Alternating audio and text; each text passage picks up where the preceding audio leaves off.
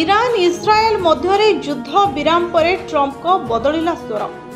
Noto ବୈଠକ ପରେ America ରାଷ୍ଟ୍ରପତି ଯାହା କହିଲେ ତାକୁ ନେଇ ବିଶ୍ୱ ରାଜନୈତିକ ମହଲରେ ହଇଚଇ ଖେଳିଯାଇଛି। ଇରାନ ପାଖରେ ତେଲ ଅଛି, ସେମାନେ ବୁଦ୍ଧିମାନ ଲୋକ, କିନ୍ତୁ ଇସ୍ରାଏଲର ବ୍ୟାପକ କ୍ଷୟକ୍ଷତି ହୋଇଛି। ସେହି ବାଲିଷ୍ଟିକ୍ ମିସାଇଲ ବହୁତ କିଛି ନଷ୍ଟ କରିଦେଇଛି, ଏହା କହିଛନ୍ତି ଡୋନାଲ୍ଡ ଟ୍ରମ୍ପ। ଆମେରିକା ରାଷ୍ଟ୍ରପତିଙ୍କ ଏହି ବୟାନ ଇରାନର ଦାବିକୁ ବଳ ଦେଇଛି। विश्व दरबार को वार्ता देछि शांतिर भिक्षा तथा युद्ध विराम पाई प्रथमे इस्राएल प्रस्ताव देइथिला ईरान नुहे। इस्राएल ईरान युद्धर प्रकृत विजय कि आकलन करबा पाई सारा दुनियार गणमाध्यम, प्रतिरक्षा विशेषज्ञ, गुइंदा एजेंसी को मासाधिक काल समय लागिथिला। ताहाकु मात्र किछि शब्दरे अति सहजरे समस्तଙ୍କ सामनारे कहिसंती डोनाल्ड ट्रम्प।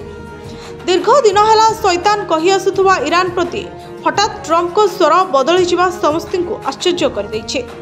चर्चा हेउछि ईरान को डराई धमकाई मुह बंद करने संभव नुहे जानिबा परे ट्रम्प एपरी कथा कूटनैतिक चाल खेलिछन्ते। अन्यपटे ट्रम्प को बयान ने थिबा सत्यता को इस्राएल मध्य खारज करि परिबो नाही, कारण इस्राएल क्षयक्षति नहीं नेतान्याहुଙ୍କ प्रशासन दस्तावेज गुमर खोली देइछे।